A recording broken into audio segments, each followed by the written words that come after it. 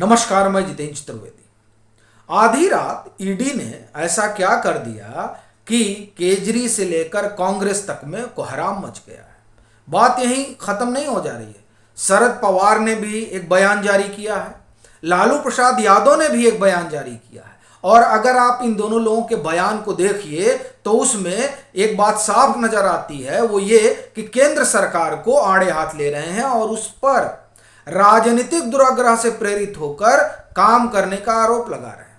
और कमोबेश यही बात आम आदमी पार्टी की प्रेस विज्ञप्ति में भी नजर आती है और कांग्रेस की विज्ञप्ति में भी यही दिखाई देता है। एक तरह से कहा जाए तो पूरा विपक्ष जो है वो लामबंद हो गया है और केंद्र सरकार को आड़े हाथ ले रहा है। पर सवाल यह है कि ईडी ने किया क्या है जिसके कारण इस तरह की लामबंदी नजर आ रही है। इसके साथ ही एक सवाल यह भी उठता है कि आखिर वो कौन मंत्री है जिसके यहां ईडी ने छापेमारी की और आयकर विभाग ने भी छापेमारी की। और इस छापेमारी ने राजनीति को इतना गर्मा क्यों दिया है? यह जो खरमंडल मचा हुआ है, इस खरमंडल के पीछे की कहानी क्या है? भाई, जो मंत्री हैं जिन पर आरोप लगे उनके यहां छापेमारी हुई, मगर इस छापेमारी को जो राजनीतिक जामा पहनाया जा रहा है उसकी कहानी क्या है? ये तमाम सवाल हैं जो उठे हैं और इसका जवाब अगर ढूंढना है तो तमिलनाडु चलना पड़ेगा और सेंथिल बालाजी को जानना समझना पड़ेगा, क्योंकि यह पूरा मामला जो है वो तमिलनाडु से जुड़ा हुआ है। और बालाजी जो वहां मौजूदा सरकार है डीएमके की, उसमें मंत्री हैं और उनके ऊपर बड़े गंभीर आरोप हैं। इन्हीं आरोपों के कारण उनके यहां ईडी जाती है और आरोप जाहिर तौर पर मनी लॉन्ड्रिंग के हैं, तभी ईडी पहुंच रही है। तो ईडी उनके कई जगहों पर छापेमारी करती है। यही काम आयकर विभाग भी करता है। जाहिर तौर पर उनको जो सूचना मिली है उस सूचना के आधार पर उन लोगों ने कार्रवाई शुरू की। अब उसमें ईडी ने सेंथिल बालाजी से पूछताछ की। कहा जा रहा है कि उसमें उन्होंने सहयोग नहीं किया, जिसके कारण ईडी को उन्हें हिरासत में लेना पड़ा और फिर उनका स्वास्थ्य खराब हो गया। उसके बाद में उनको अस्पताल में भर्ती कराना पड़ा। अस्पताल का जो बुलेटिन जारी हुआ उस बुलेटिन में बताया गया कि उनकी तुरंत सर्जरी करना जरूरी है। तो फिलहाल तो आगे की किसी कार्रवाई पर तो अब कुछ होगा नहीं, चूंकि मेडिकल ग्राउंड पर पहले वो स्वास्थ्य लाभ लेंगे, उसके बाद में तमाम चीजें आगे बढ़ेंगी। पर सवाल यह है कि क्या सेंथिल बालाजी का परिचय इतना भारी है? तो मैं आपको पूरी कहानी सुनाता हूं, लेकिन पहले आपको यह बताता हूं कि ये जो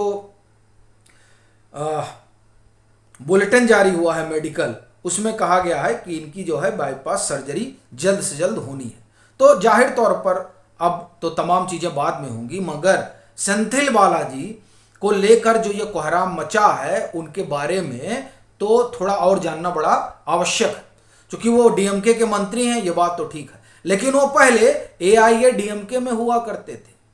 और जब जयललिता की सरकार थी तो 2011 से 15 तक वाली में उसमें वो मंत्री थे। और जब वो मंत्री थे तब उन पर बड़े आरोप लगे थे। और आपको जानकर ये ताज्जुब नहीं होगा और होना भी नहीं चाहिए, क्योंकि अब तो राजनीति जो है, कि आरोप लगा कौन रहे थे? आरोप लगा रहे थे जो मौजूदा सरकार है उस सरकार के मुख्यमंत्री एमके स्टालिन, और इसे भाजपा ने बाकायदे शेयर किया है। और ये अमित मालवीय ने जो आईटी हेड हैं उन्होंने शेयर किया है। वो लिखते हैं कि जब एमके स्टालिन नेता प्रतिपक्ष थे तब उन्होंने सेंथिल बालाजी पर लूटिंग, मतलब लूट, करप्शन, लैंड ग्रैबिंग, इस सब का आरोप लगाया था। और जनता से वादा किया था, मतदाताओं से वादा किया था कि इनको बिहाइंड द जेल भेजा जाएगा। अब ईडी ने तो वही काम किया है। ये अमित मालवीय का कहना है, या आप कहिए भाजपा का कहना है, लेकिन मैं उस कहने पर नहीं जाऊंगा। बड़ा सवाल यह है कि जिस पर डीएमके एक समय में आरोप लगा रही थी, अब वो डीएमके में आ चुके हैं और उसके मंत्री हैं डीएमके में। अब सवाल यह है कि जब वो डीएमके में हैं और उन पर पहले से ही आरोप थे ही, और ये कोई और नहीं, खुद एमके स्टालिन लगा रहे थे, तो क्या एआईडीएमके छोड़ डीएमके में आने की वजह से वो पाक साफ हो गए हैं? देखिए, ये सवाल तो स्वाभाविक तौर पर उठेगा ही। ऐसे ही जो लोग आप ये कहें कि और दल छोड़कर भाजपा में आ जाते हैं, तब भाजपा को लेकर भी ये सवाल उठता है कि अभी वो उस पार्टी में थे तब तक गड़बड़ थे, अब आपके पास आ गए तो आपने लॉन्ड्री खोल दी है क्या कि जो आपके यहाँ आएगा वो पाक साफ हो जाएगा। अब दरअसल वही चीज और वही सवाल डीएमके पर भी लागू होता है, और डीएमके से भी ये पूछा जाएगा कि साहब जब वहां थे तब वो भ्रष्टाचारी थे, और जब आपके यहाँ आ गए तो किस वॉशिंग मशीन में धुल गए। एक बात। दूसरी बात, डीएमके ही कह रही थी कि इनको बिहाइंड द बार भेजना है, तो अब क्या फर्क पड़ गया, क्या अंतर आ गया? क्या सिर्फ इस वजह से कि वो डीएमके में आ गए? ये तो सवाल उठेंगे ही उठेंगे, लेकिन इससे भी रोचक चीज ये है कि जिस तरह से विपक्ष लामबंद हुआ है वो देखने वाली बात है। और उसमें भी डीएमके जब ये बयान जारी होता है उसकी तरफ से कि ये जो तमाम कार्रवाई हो रही है केंद्र सरकार ईडी के जरिए करा रही है, उससे हम डरने वाले नहीं हैं, और ये जो है ये राजनीतिक दुराग्रह से प्रेरित है। अब ये बड़ी अजीबोगरीब स्थिति हो जाती है, पर लेकिन अब यही राजनीति है। बड़ा सवाल ये है कि ये लामबंदी जो हो गई है इसके पीछे की क्या कहानी है। देखिए, दक्षिण को भाजपा अपने लिए इस रूप में देख रही है कि जो कुछ उत्तर में घटेगा उसको दक्षिण से पूरा किया जाएगा, और उसके लिए वो दो मुद्दों पर चल रहे हैं, एक परिवारवाद और दूसरा भ्रष्टाचार। ये जो कार्रवाई हुई है ये असल में ये बता रही है कि किस तरीके का भ्रष्टाचार फैला हुआ है। अब ये जब परसेप्शन बनेगा तो स्वाभाविक तौर पर 2024 के लोकसभा चुनाव के लिहाज से विपक्ष के लिए ठीक नहीं होगा।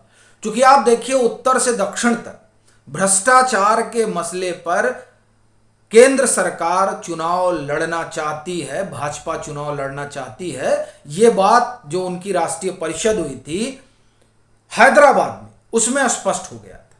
तो इस वजह से ये जो कार्रवाई है उसने सियासी तापमान बढ़ा दिया है। और दूसरा, तमिलनाडु में अगर दक्षिण में सबसे ज्यादा लोकसभा सीटें कहीं से आती हैं तो वो तमिलनाडु है।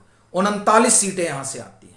भाजपा की यहां नजर है, और अगर यहां मामला डामाडोल होता है तो 2024 में विपक्ष के लिए दिल्ली बहुत दूर हो जाएगी, क्योंकि पूरी उम्मीद उनकी दक्षिण भारत पर ही टिकी हुई है।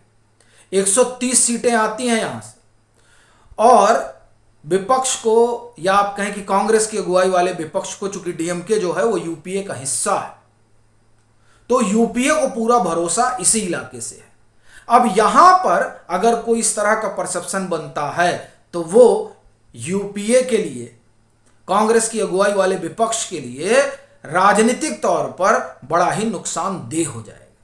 इस वजह से ये जो छापेमारी हुई, ईडी ने जो ये कार्रवाई की, उसके कारण समूचा विपक्ष लामबंद हो गया है, या हम कहें कि समूचा के बजाय ये कहें कि यूपीए लामबंद हो गया है, और वो इसे इस तरीके से दिखा रहा है, बता रहा है कि ये राजनीतिक दुराग्रह से प्रेरित कार्रवाई है। और भाजपा उसे इस तरीके से दिखा रही है, बता रही कि नहीं, ये दुराग्रह से प्रेरित कार्रवाई नहीं है, ये एजेंसियों की अपनी कार्रवाई है। आपकी अपनी क्या राय है जरूर साझा करें। मतांतर से नहीं जुड़े हैं तो जुड़ें, वीडियो को लाइक करें और खूब शेयर करें।